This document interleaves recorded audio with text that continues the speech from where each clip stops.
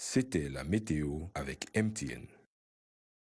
Le sais-tu, pour la rentrée, paye les frais de scolarité dans les établissements secondaires avec MTN Momo. Tape étoile 126 étoile 007 dièse.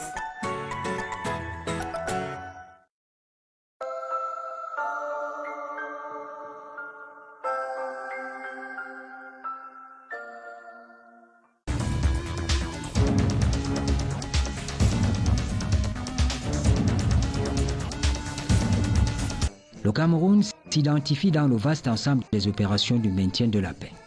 Au plan doctrinal, c'est une approche qui consiste à aller aider les États qui sont en situation de conflit à retrouver la paix.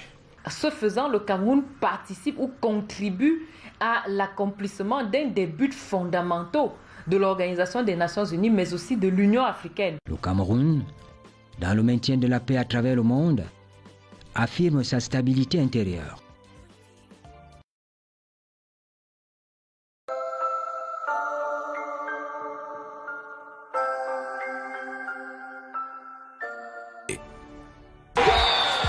Soyez prêts à parier avec OneXBet. Gagnez gros. 1xBet. Pariez et gagnez avec OneXBet. Pariez et gagnez avec OneXBet. OneXBet, bookmaker fiable.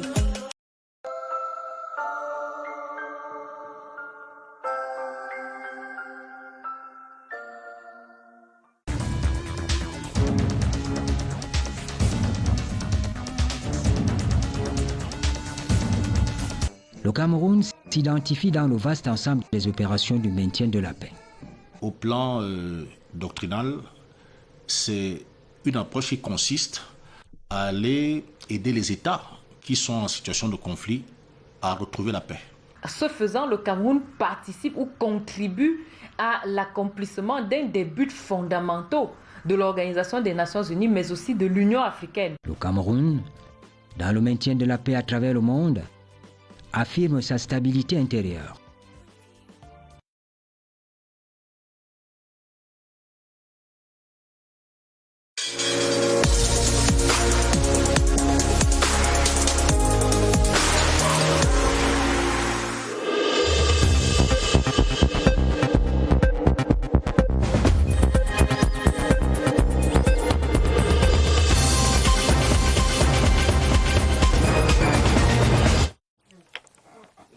Mesdames, Messieurs, bonsoir. Voici les titres du journal. Un nouveau visage pour l'économie nationale en 2021. Les perspectives de la loi de finances et de la programmation des projets étaient tracées lors du conseil de cabinet de ce mardi à l'immeuble Étoile. Nous faisons le point de ces travaux en tête du journal. Un nouveau visage attendu à la tête de l'Association des communes et villes unies du Cameroun au terme de l'Assemblée générale élective qui est en cours ce soir au Palais des Congrès. Le match Augustin Tamba, Aboubakar Abo dans ce journal. Et puis un nouveau visage pour le bilinguisme et le multiculturalisme qui se dessine dans le septentrion. Une délégation conduite par le président de la commission est en campagne de promotion sur le vivre ensemble à travers les 3 régions. Dans le 20h30, nous retrouvons la délégation à l'escale de Garoua, région du Nord. Voilà pour les titres. Développement après ce message.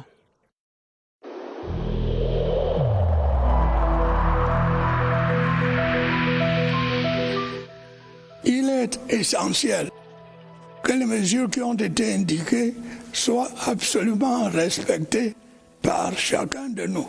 Lavez-vous régulièrement les mains à l'eau et au savon ou à l'aide d'un gel hydroalcoolique. Restez à au moins 1 mètre de distance des autres personnes, surtout si elles toussent, éternuent ou ont de la fièvre. Si vous avez de la fièvre, de la toux ou des difficultés à respirer, consultez un médecin.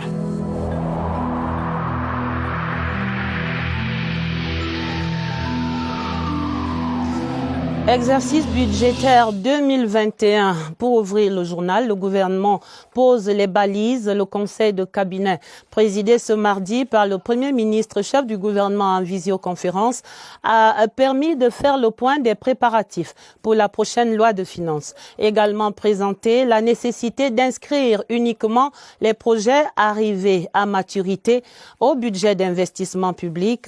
Le troisième sujet à l'ordre du jour s'imposait de lui-même par le contexte de crise sanitaire. Le Conseil prescrit le renforcement de la prévention face à la résurgence de la pandémie du Covid-19. Nous revenons tout à l'heure sur cette actualité majeure du jour. Le temps de signaler ces autres activités menées ce mardi par le Premier ministre à l'immeuble Étoile, Joseph Dion Ngouté, qui a reçu cet après-midi une délégation des investisseurs australiens spécialisés dans le secteur minier. Il s'agit du plus grand employeur d'aborigènes qualifiés en Australie dans le domaine des infrastructures ferroviaires et portuaires. Nous les voyons ici, à l'image. Mais d'abord, allons voir le nouveau visage qui se dessine pour les communes et villes unies du Cameroun. Nous allons découvrir dans le dossier du journal le successeur de Émile Andjé, si c'est possible déjà, à la tête de l'association des communes et villes unies du Cameroun. L'Assemblée générale élective de l'association ouverte en fin d'après-midi par le ministre Georges Elanga Obam devrait aboutir au choix du prochain président de cette association en fauteuil que se disputent les deux maires de Belel dans la Damawa et Augustin Tamba de Yaoundé 7e. Mais rien n'est acquis, nous dit-on, à ce moment-ci. Le suspense reste donc à couper au couteau au palais des congrès de Yaoundé. Éric Benjamin Lamère. Tractation conciliable à parquet ont meublé l'après-midi des délégués à l'Assemblée générale élective de l'Association communes et villes unies du Cameroun. Une sorte de campagne électorale feutrée pour rallier le maximum des électeurs à la cause de l'un des deux candidats en lice. Aboubakar Rabo, maire de Belek dans la Damawa, mise sans doute sur sa maîtrise des rouages de l'institution pour faire la mise. Cela fait pratiquement 14 ans qu'il coiffe le CVUC dans la Damawa. Augustin Tamba, maire de Yaoundé 7 et président du CVUC pour le centre, compte d'abord sur les 70 communes de sa région et le jeu des alliances pour être le prochain président de l'instance fêtière des communes du Cameroun. Les enjeux sont tels qu'en pleine accélération du processus de décentralisation, le ministre de la décentralisation appelle les délégués à se mettre à la hauteur des ambitions des municipalités. Nous avons indiqué au mouvement municipal que nous souhaitions que le renouvellement de son équipe dirigeante se fasse dans un esprit apaisé, serein et dans la perspective de l'honorabilité du corps municipal de notre pays. Créée en 2003, l'association communes et villes unies du Cameroun regroupe toutes les 374 communes et mairies du Cameroun et se positionne comme le principal défenseur des collectivités locales. L'Assemblée générale élective de ce jour doit pourvoir aux 37 postes de son exécutif. Et il faut dire pour le contexte que cette association des communes et villes unies du Cameroun est attendue au pied du mur de la décentralisation en construction au Cameroun en tant qu'accélérateur du développement local. Mais en a-t-elle les moyens? Question à Rodrigue Bertrand chez nous. Avec ses 375 membres, l'Association des communes et villes unies du Cameroun est potentiellement une force motrice de développement. Les CVUC restent, c'est-à-dire les canevas par lesquels nous essayons de sortir hors du territoire national pour aller chercher le bailleur de fonds pour que nos villes soient aujourd'hui les meilleures villes de la nation. Sa capacité de lobbying est une carte dans son manche. Si je m'en vais tout seul négocier avec des Américains, les Russes, les Chinois ou les Français, on ne me prendra pas au sérieux. Alors que si je viens en tant que représentant des CVUC, 374 communes, mais on me prendra au sérieux. Et hélas, les acquis enregistrés jusqu'ici, à travers les conventions et accords, sont en deçà de son potentiel, d'où la nécessité d'avoir aux commandes de véritables baroudeurs. Que ce maire qui voudra être à la tête de CVUC, qu'on essaie de connaître d'abord son bilan à lui, sa détermination. À l'heure de la décentralisation poussée, l'on demandera encore plus à ce conglomérat de collectivités territoriales décentralisées. Revenons à présent à ces travaux du conseil de cabinet de ce mardi à l'immeuble Étoile, consacré à baliser la voie pour l'exercice budgétaire 2021. Le conseil de cabinet, présidé par le Premier ministre, chef du gouvernement, s'est déroulé en visioconférence et les travaux ont permis de faire le point des préparatifs de la prochaine loi de finances 2021. Également évoqué la nécessité d'inscrire uniquement des projets arrivés à maturité au budget d'investissement public, le BIP. Pour d'autres sujets évoqués également à ce conseil de cabinet, je vous propose de retrouver immédiatement Laurentine Bokono à l'immeuble Étoile. Opérationnalisation de la politique d'import, substitution, rationalisation des comptes d'affectation spéciale, mesures fiscales de soutien à l'économie sont entre autres les axes qui sous-tendent l'élaboration du budget de l'État pour l'exercice 2021 dans un contexte d'incertitude lié à la persistance de la pandémie du Covid-19. Il faut savoir que les économies sont interdépendantes. Si il y a contraction de l'activité dans les grands pays, cela va se répercuter sur notre économie. L'obtention préalable du visa de maturité avant l'inscription d'un projet dans le budget d'investissement public aura également guidé l'élaboration du BIP. 2020 va être une année difficile. Elle s'est annoncée sous les couleurs de la Covid-19, enchaînée par des contraintes économiques fortes avec des incidences sur les finances publiques. Seuls les projets qui auront atteint le niveau de maturation requis seront inscrits dans le cadre donc de la loi de finances et du budget d'investissement public pour 2021. Le budget 2021 aura fait l'objet d'une large contribution à la base. Il y a eu au mois de juillet un débat d'orientation budgétaire au niveau du Parlement et les parlementaires, que ce soit les députés à l'Assemblée nationale ou les sénateurs, ont fait part de leurs préoccupations sur un certain nombre de choses. Autre innovation. Il fallait que le budget de cette année soit un budget où il n'y a pas de mesures nouvelles. Donc je crois que là également c'est extrêmement important qu'il y ait un peu cette pause fiscale pour cette année pour permettre aux entreprises de relancer leurs activités. Nous voulons porter notre orientation en matière d'investissement vers beaucoup plus de transformation, de création de valeur ajoutée, d'intégration des chaînes de valeur. Tout ceci en conformité aux autres instructions du président de la République. Faire en sorte que le Camerounais consomme ce qu'il produit et produit ce qu'il veut consommer. L'échange qui a suivi a permis au Premier ministre, chef du gouvernement Joseph Dione Goté, de prescrire la finalisation en urgence du projet de loi de finances pour l'exercice 2021 et le renforcement de la sécurité sanitaire au regard de la résurgence de la pandémie du coronavirus dans plusieurs pays à travers le monde. Et s'il y a un sujet qui a retenu l'attention à ce conseil de cabinet ce mardi, c'est bien le souci d'amener les projets à maturation suffisante avant les opérations de planification et de budgétisation. Souci rappelé, comme vous venez de l'entendre, par les deux ministres de l'économie et des finances. Cet impératif d'une évaluation rigoureuse et préalable des projets faisait d'ailleurs récemment l'objet d'une session de formation adressée aux acteurs de ce secteur. Avis d'experts dans ce reportage de Cyril Kinge-Mbépé. Un projet est dit mature quand il est prêt à être exécuté. Pour y parvenir, une préparation sans ambiguïté est nécessaire. À 70%, c'est les études qui sont mal faites. Et maintenant, comment est-ce que le projet a été ficelé? Est-ce que l'enveloppe prévisionnelle était vraiment efficiente? Parce qu'en général, on a le principe de moins 10 ans. Je préférerais qu'on donne le marché au mieux 10 ans.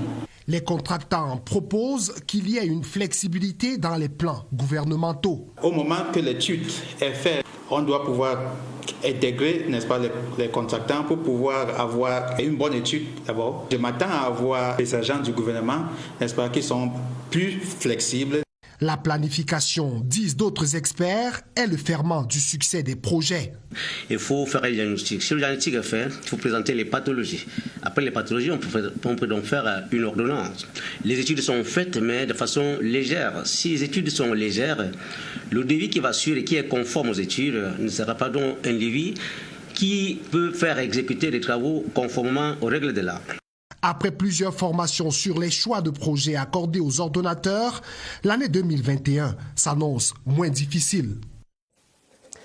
À 20h et presque 45 minutes, on attend toujours le visage du nouveau président de l'Association des communes et villes du Cameroun, les villes unies du Cameroun. Les tractations se poursuivent au Palais des Congrès où se tient cette Assemblée générale élective. Nous vous tenons évidemment au courant dans la suite de ce journal si ce nouveau profil est annoncé. Et c'est dans le contexte même de cette élection que se préparent les toutes premières élections régionales du Cameroun. À quel niveau donc se situent les opérations de production du matériel électoral à 3 semaines du lancement de la campagne? Faisons donc le point dans ce reportage de Agnès Solange à Bessolon. Imprimerie nationale, la machine est lancée et tourne à plein temps depuis une semaine. Date à laquelle les commandes des grandes enveloppes de Elections Cameroun ont été reçues. Elecam nous a effectivement passé la commande de 34 000 enveloppes électorales réparties en 2 collèges. Le collège des chefs traditionnels, 20 000 enveloppes, et le collège des conseillers municipaux à 14 000. L'impression des enveloppes se fait sous l'œil vigilant des membres de l'équipe qui assurent la supervision de la production du matériel électoral. Après la production, nous vérifions les enveloppes une par une pour voir si elles sont conformes. La chaîne de production en branle impose un circuit industriel rigoureux qui répond aux aspirations de la clientèle et l'ECAM. Et s'étend également aux bulletins de campagne, aux bulletins de vote, ainsi qu'aux feuilles de pointage et autres procès-verbaux de dépouillement. Prochaine étape, la livraison dans les 58 départements où va se dérouler le vote des conseillers régionaux le 6 décembre.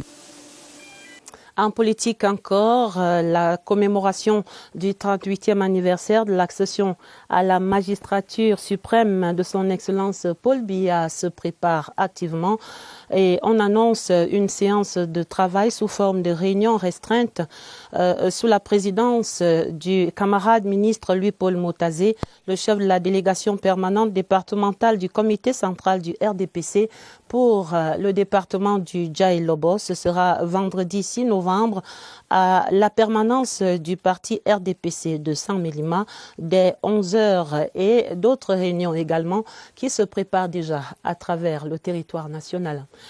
Nous allons à Kumba, la cité qui est aux petits soins du chef de l'État. Après les premiers messages émus de son Excellence Paul Biya, le président a envoyé hier lundi son réconfort et d'autres appuis multiformes pour soutenir les familles endeuillées et permettre des obsèques dans la dignité à partir de jeudi après-demain.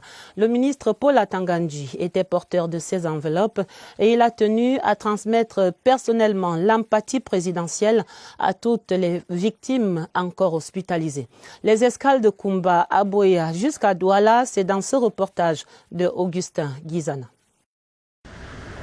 Pour la deuxième fois en moins d'une semaine, le ministre de l'administration territoriale est au chevet des blessés de l'attentat terroriste de Kumba. En effet, évacué dans un état critique le 24 octobre dernier, à l'hôpital régional de Boya, 3 victimes sont sous soins intensifs. Il n'était pas vraiment dans le bon état, mais pour le moment, là, après ce que l'hôpital a fait, et avec toutes les prières des Camerounais, il se porte très très mieux maintenant. Ici, le MINAT échange avec les blessés. Il se rassure que la prise en charge est gratuite. Puis, direction hôpital général de Douala. Paul Atangandji est conduit au pavillon chirurgie. Ici, une patiente se remet progressivement d'un traumatisme crânien sévère dont elle a été victime à Fiango. Je suis satisfait de ce que j'ai vu et je veux rendre compte à qui de droit que la situation de l'enfant est assez stable et que l'enfant est bien suivi jusqu'à présent. Au total, ils étaient 14 élèves qui ont reçu des balles le 24 octobre 2020 alors qu'ils étaient dans leur salle de classe à Fiango. L'État a entrepris d'appuyer financièrement les parents des victimes. Une solidarité agissante, ensemble. La conférence épiscopale nationale, de son côté, condamne ces assassinats des 7 enfants à Kumba et prie pour la paix dans les 2 régions du nord-ouest et du sud-ouest. La déclaration des évêques du Cameroun à l'ouverture ce mardi de leur 45e assemblée plénière sous la présidence de Monseigneur Abraham Comé. Travaux ouverts en présence également du nonce apostolique Monseigneur Julio Murat. Oswald Modon pour le point de ce premier jour des travaux.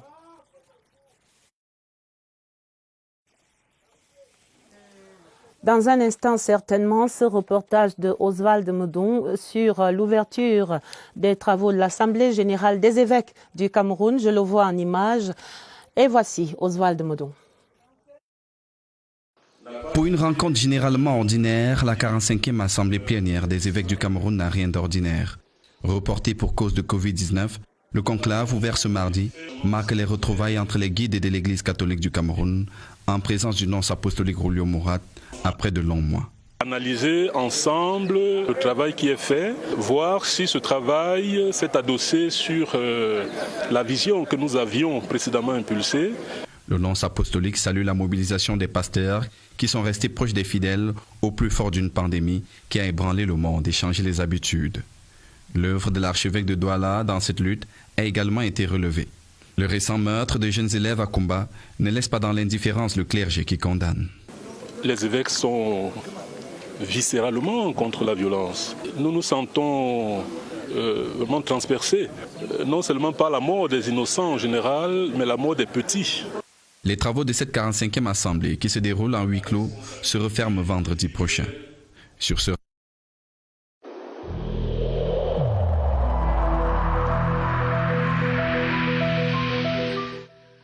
le port du masque dans l'espace public restera obligatoire jusqu'à nouvel ordre.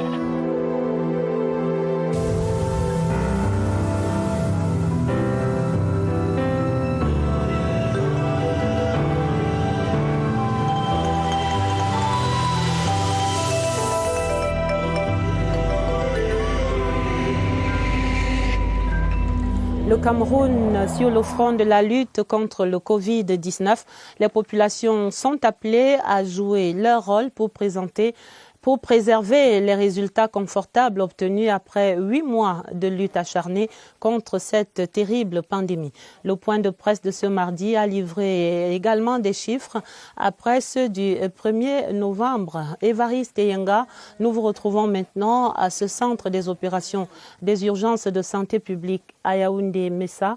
Les chiffres, que révèlent-ils exactement ce soir comme tendance ?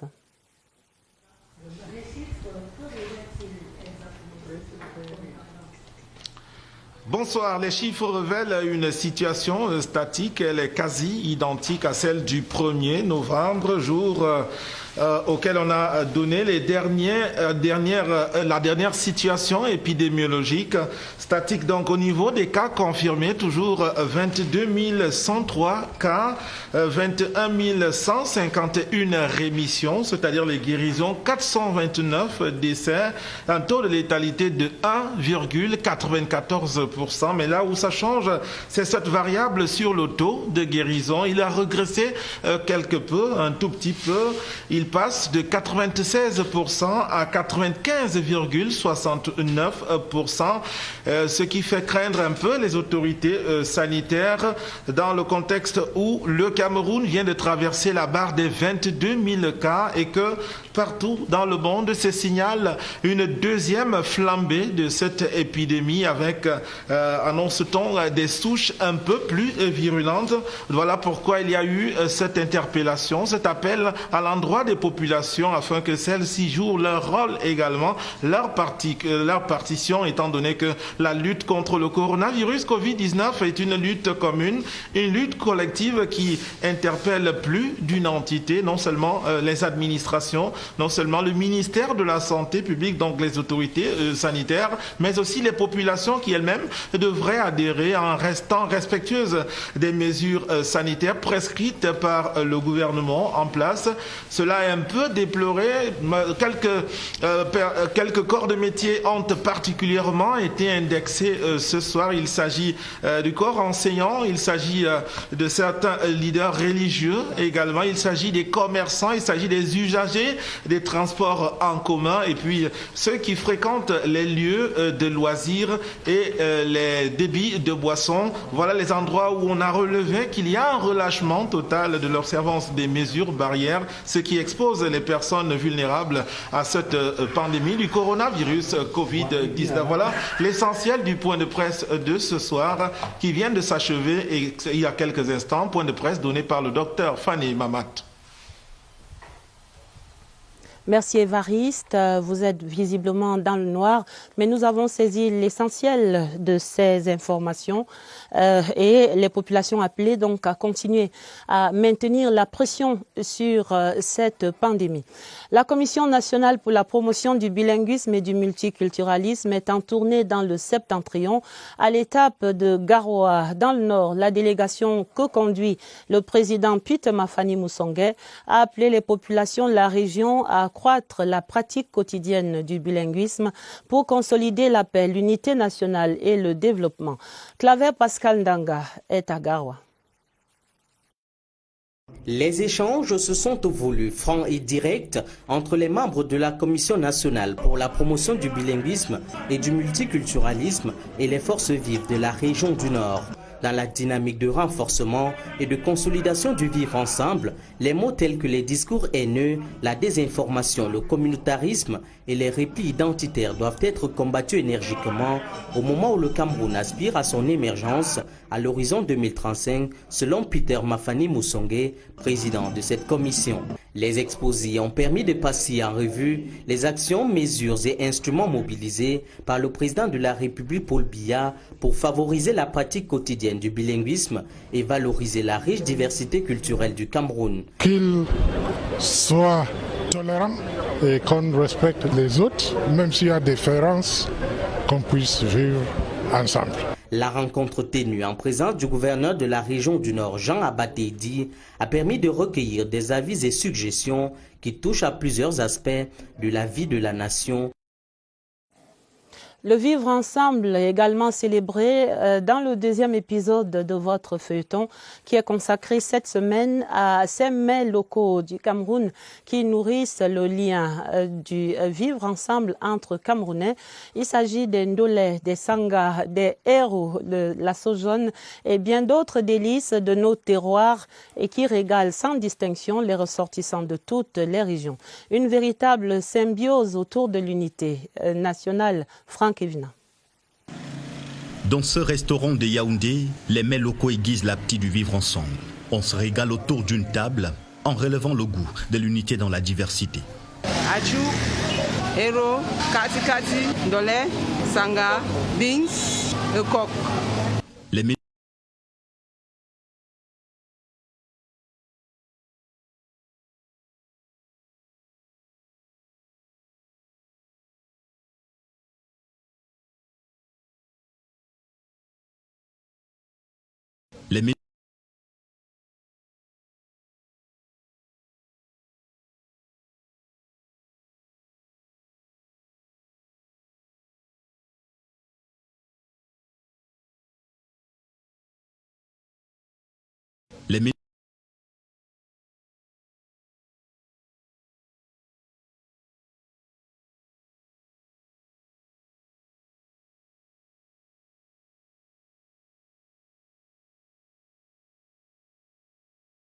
Les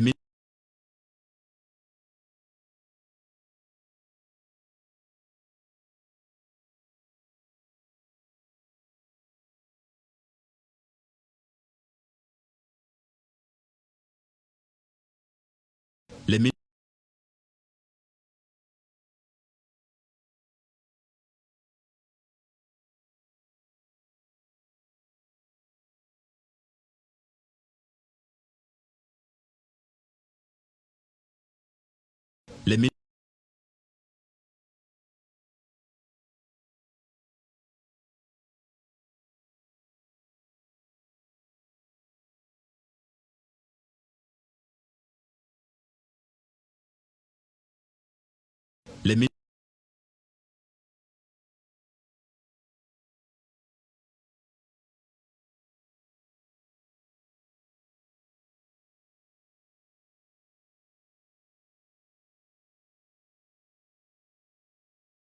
productions sont en compétition dans les catégories courts-métrages internationaux et courts-métrages Afrique centrale. C'est la compétition parce que les films à l'international sont aussi bons. C'est des films africains mais qui sont aussi très bien faits. Donc vraiment ce sera au jury de décider quels seront les bons films.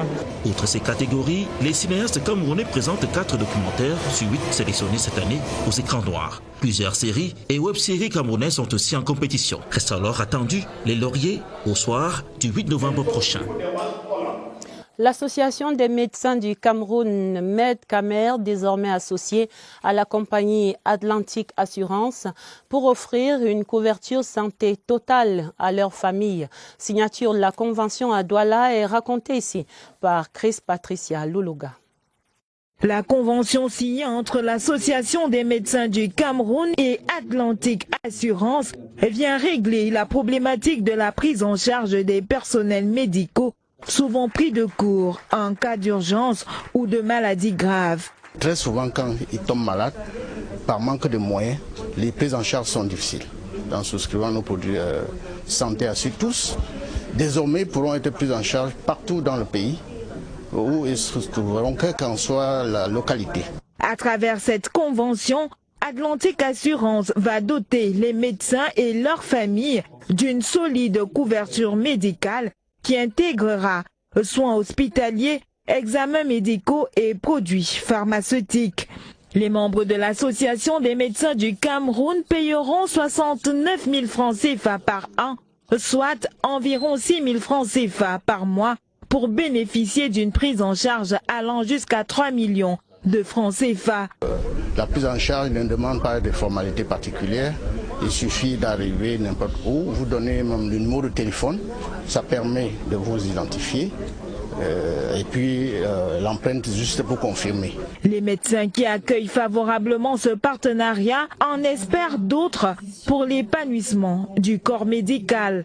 Un médecin épanoui, c'est un médecin qui vous donne la garantie de pouvoir vous apporter des soins de qualité. À terme, Atlantic Assurance et l'Association des médecins du Cameroun continueront de rechercher des solutions innovantes pour l'amélioration de la prise en charge générale des populations. En page des sports, le football et les éliminatoires de la CAN 2022. Le Cameroun va affronter le Mozambique à Douala. Ce sera le 12 novembre. En match aller, les deux pays se retrouveront ensuite à Maputo le 16 pour le match retour de ces 3e et 4e journées de qualification. Voici la sélection de Tony Conceição dans ce reportage de Évariste Eyenga. Des 32 de départ, ils ne sont plus que 24. Les joueurs retenus pour la double confrontation Cameroun-Mozambique et Mozambique-Cameroun. Le toilettage de Tony Conceição a reversé 8 joueurs dans la liste d'attente. Chez les maintenus, Simon Omosola est le nouveau visage des gardiens de but. L'ancien capitaine des Lions A' rejoint Fabrice Ondoa et André Onana en sélection première. 5 Lions signent leur retour dans la tanière. Le capitaine Choupo-Moting et Stéphane Baoken, absents contre le Japon en octobre dernier. Vincent Aboubakar, Arnaud Djoum, puis Christian Barsogok complètent les retours en sélection. Les Bleus, il y en a aussi. Le milieu de terrain Olivier Mbaizo de l'Union Philadelphie aux États-Unis, l'attaquant Serge Tabekou de Mouscron en Belgique et son coéquipier Jean Onana du même club. Le sélectionneur a expliqué la motivation de ses choix prioritaires hors du pays par le temps de jeu des sélectionnés. Cameroun, Mozambique, c'est le 12 novembre prochain à Douala, Bépanda. Il est 21h30 au moment où nous mettons fin à ce 20h30 préparé avec la collaboration de Marlise Mbarga Aoumo et de Auguste Angononga. À ce moment donc, la fumée noire est toujours attendue au sommet du Palais des Congrès, là-bas sur le mont Kolniada, où se tiennent l'Assemblée générale élective de l'Association des communes et villes unies du Cameroun. Le nouveau président, donc toujours attendu, ce sera dans nos prochaines éditions que vous retrouverez certainement le profil de celui qui va remplacer Émile Anzandi dans ce fauteuil. Et pour prolonger le débat tout à l'heure, retrouvez Aimé Robert Bina et ses invités sur les jeux et les enjeux de l'accélération de la décentralisation à l'aune des élections régionales prévues, vous le savez, le 6 décembre. Très belle soirée avec nous sur l'antenne CRTV et à demain, 20h30.